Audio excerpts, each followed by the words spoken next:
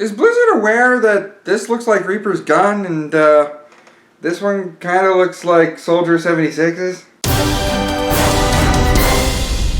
What's up everybody, StevDez here. This is again a Redux, but I explained my reasoning for that in a StevDez rant that I didn't get to as far as getting to this video. I want this scenario to be a little bit more popular.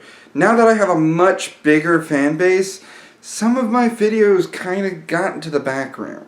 This is one of those series I really wanted to continue, but much like a lot of my other series, I hit a roadblock. When I don't know what to do with the scenario, I usually ask all of you and tell you to vote in the poll above, you know, that sort of thing.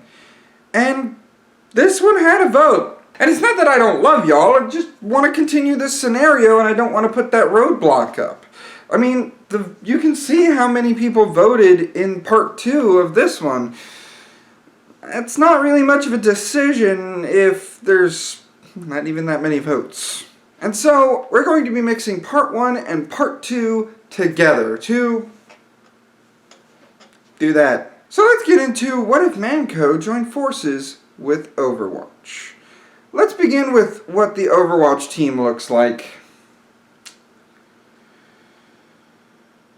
I addressed it, and I hate it. Genji shouldn't be there. Let's get into it with this team and a couple of additions that aren't in this image. For one, let's talk about Sojourn. She's back. She's gonna be part of this Overwatch, without a doubt. Secondly, Torbjorn. It's gonna take some convincing, but I do wholeheartedly believe that Torbjorn, much like I described in my part 1, is still going to play that supportive role behind the scenes, basically working on everybody's equipment, and fighting is, you know, not his thing anymore. And so, let's get on with the Overwatch side of things, the new Overwatch. Naturally, the battle against the Omnics would still be as extreme as it always is. The Omnics trying to take over several cities across the world, and Overwatch being there to answer the call. When it comes down to one of these missions, Overwatch ends up getting a surprise because Brigitte and Reinhardt's armors and shields, especially their shields, are badly damaged. Torbjorn is shocked, but he's able to scan the remnants and be like, okay, this is a brand new metal. This new metal is adept at absolutely shredding through most kinds of metal. It's a really odd case and Torbjorn can't really fit it, so he sends the sample up to Winston and Athena. Athena ends up scanning it and is able to determine that this metal is something called Australium. Dubbed by Manco in Arizona, this metal actually is useful for many things, including extending one's lifespan. Overwatch naturally says that this is quite frankly a threat to the world, especially if the Omnics are getting this mineral. They've seen what this metal does in the Omnics weapons. They don't need the Omnics to have this on themselves. Sadly though, there's really no demolitionist. I mean, like I said in part 1, I do believe Pharah would join up, but Pharah is not exactly... She's more for airborne demolition. They're going to be going into a mine. They need expert help here. They're gonna need proper demolitionists. So, they hatch a plan in order to get funding for Overwatch to capture 2 of the most wanted people in the world, Junkrat and Roadhog. In my part 1, I stated that McCree would be on that iconic motorcycle chasing down Junkrat and Roadhog while they were on a joyride. This time, I do believe that Overwatch would be able to get a motorcycle, and Brigitte would still be on it, but thanks to Sojourn having a gun, Sojourn's gonna be on there. This isn't the first time I'm gonna rely on Sojourn, just hang in there. With the chase down, Sojourn makes her demands and tells them to turn around, and that's when Junkrat responds very appropriately with one of his trip mines. Luckily for us, Brigitte is an engineer and can drive a bike with one hand. The other hand is obviously used for her shield. Reinhardt with enhanced jets, Pharah with enhanced jets, and Mercy tagging along with her healing beam are able to keep up. and provide support once they know that the first two are under attack. This causes Roadhog to pull out his junk gun and start raining terror behind him while Junkrat focuses on the two beside them. Eventually though, a pulse grenade is launched from Farah's wrist, rendering their bike into a ditch, and they're effectively defeated. The junk gun wouldn't have done too much to Farah, even though I've beaten my fair share of Farahs with that thing. It's so much fun. While the two are in the interrogation room, this is where we reach our roadblock. Well, at least I did. Nobody really has that calm demeanor, kinda like McCree does, where he knows he's got all the chips.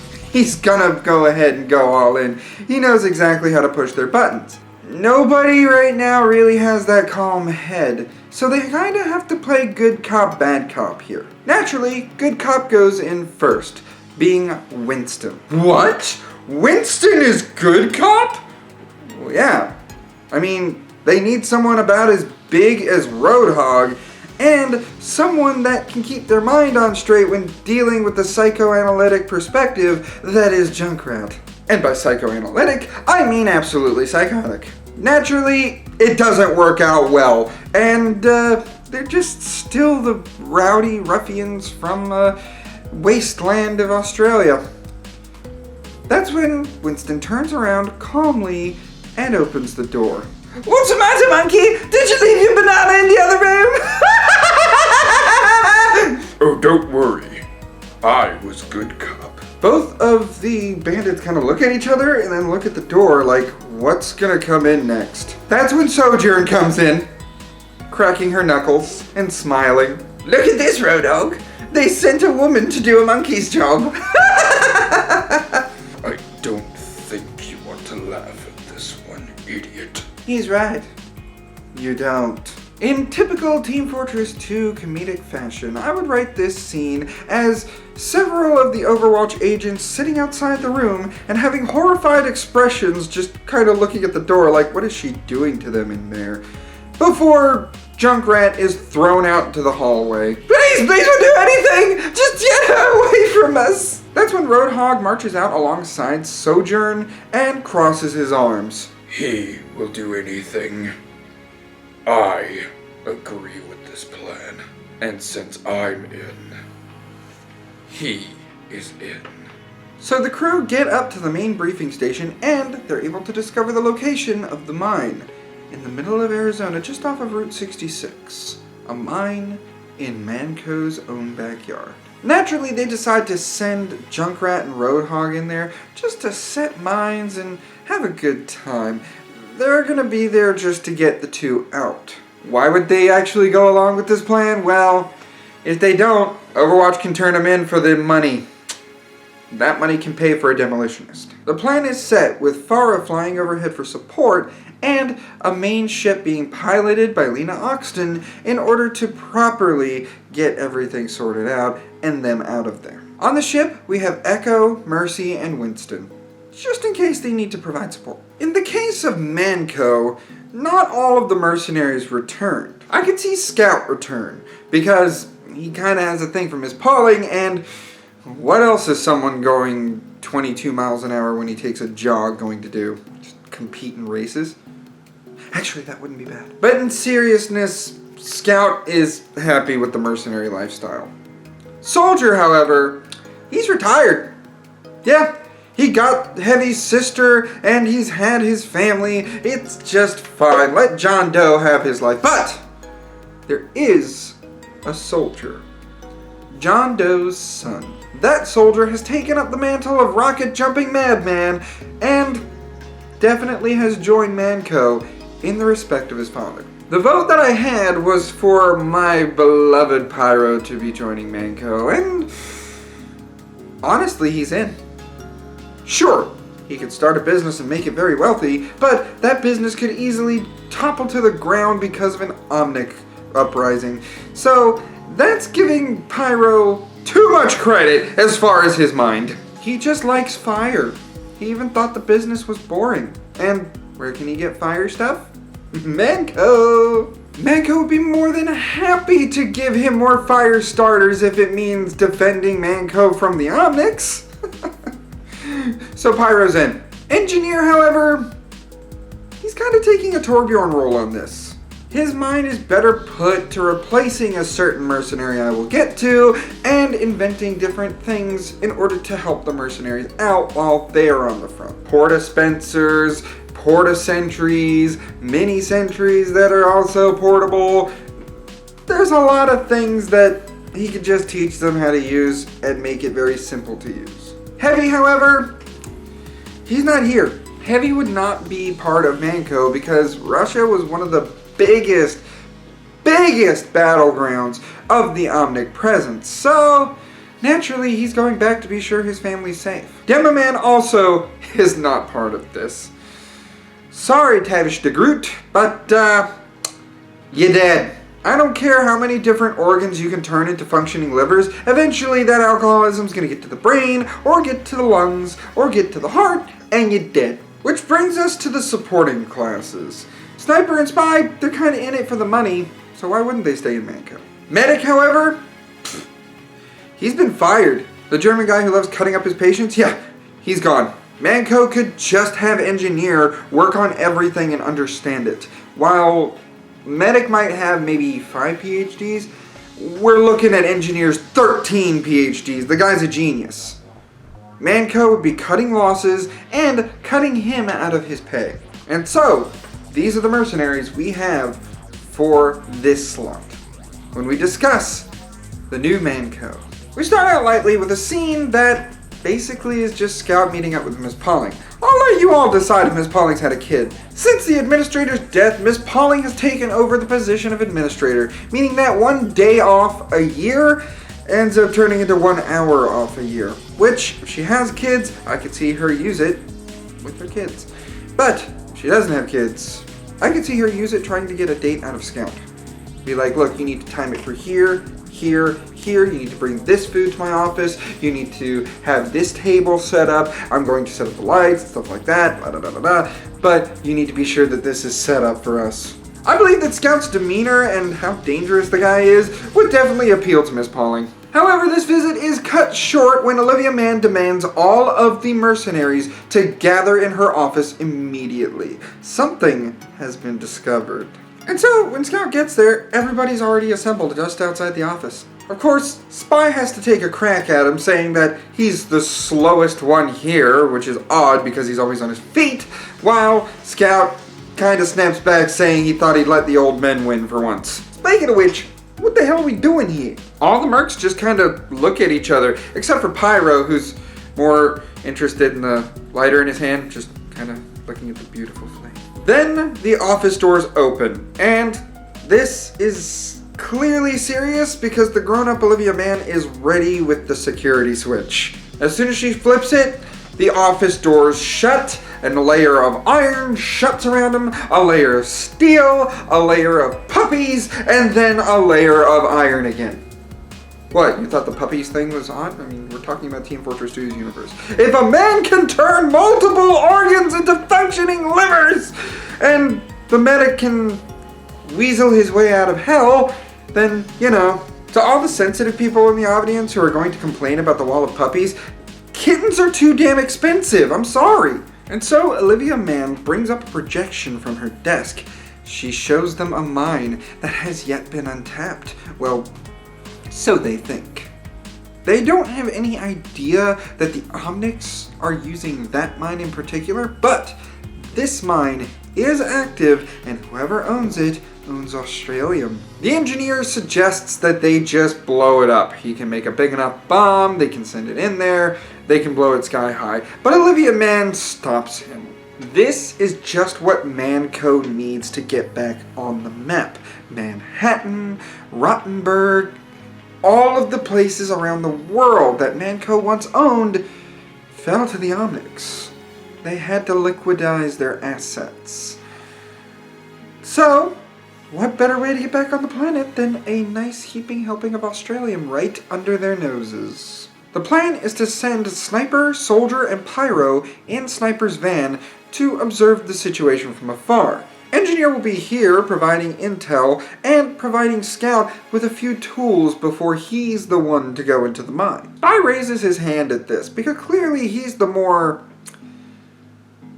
quieter than Scout is. But Olivia Mann holds her hands up because she has a plan for this. Olivia Mann hasn't led them wrong so far, so Spy holds his tongue here. And so the mission is a go, with Scout sneaking into the mine with Sniper's van several miles away from it. From there, Scout finds odd bear traps all over the place. These bear traps look like they have a timer but no release lever. It's quite odd to say the least. He does report this in to Engineer, and the reason why is because he got his foot stuck in one.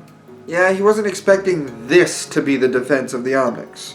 Luckily though, he does have a handy dandy port dispenser, so he's able to heal that wound.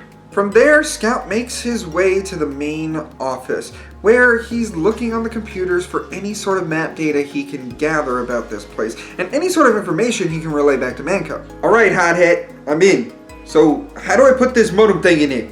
Scout, it's color-coded. Y'all shouldn't have to have my information. So, where does the yellow wire go? I don't see any colors here, Angie. Damn it, Scout.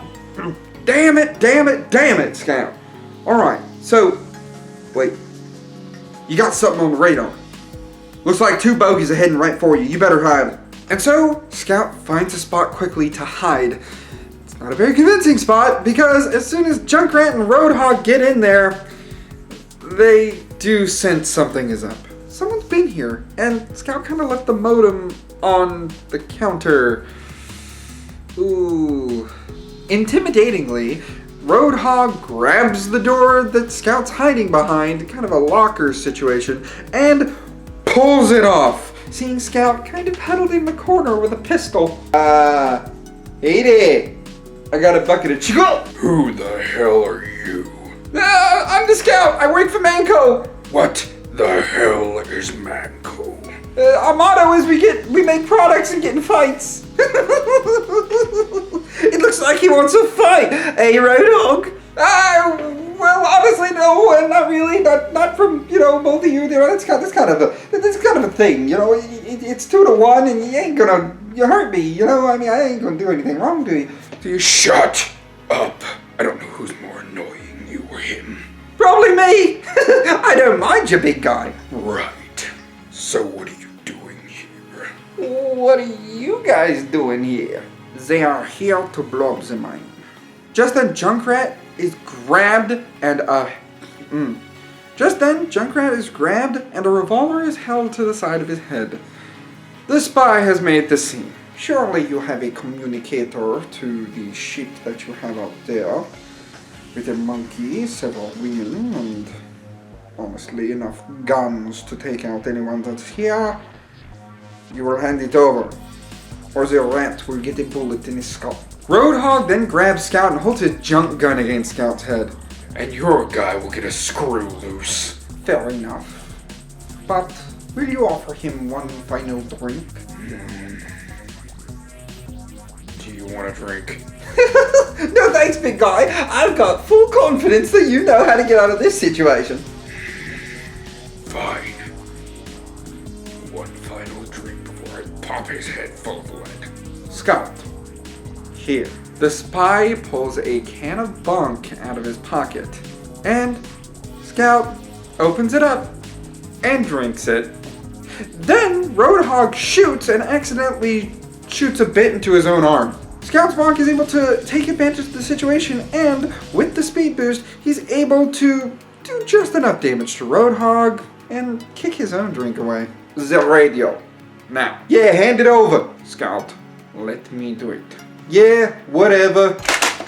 You're better with interrogation anyway. The spy gets the radio and starts talking to Winston. Who is this? How did you get their radio? Who I am is not important. You can call me the spy. My employer knows who you are, monkey. You and your friends on that ship just outside the mine.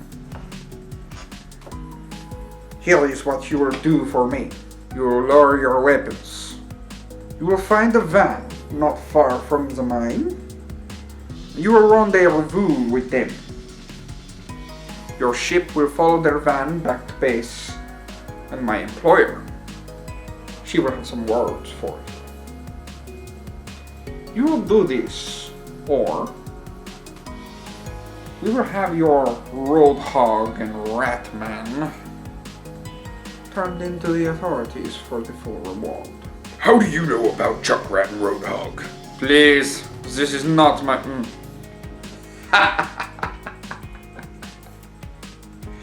Please, this is not my first trek through Africa, ape. I know, because my employer knows Overwatch very well. You will meet these demands, or we will be killing these two and taking the mine for our own. You have no idea what you are up against. We have a deal. Fine. Don't harm them. There are only demolitionists. And we have plenty of weapons for them to enjoy. I will see you soon, monkey. And no hard feelings. You two will be coming with us. Our boss has a proposition in place. And that is where we're going to be leaving things for this timeline.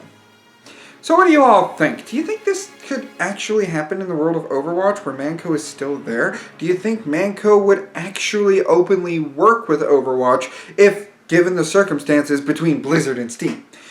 Go ahead and, hit the subscribe button. I'm really tired. Just nothing big this time. For more what ifs in the realm of video gaming and Dragon Ball alike, such as if, hell, Riku was part of Sora's party in Kingdom Hearts, go ahead and hit that subscribe button. Like the video if you enjoyed it, and as always, I'll see you in the next one. Ciao!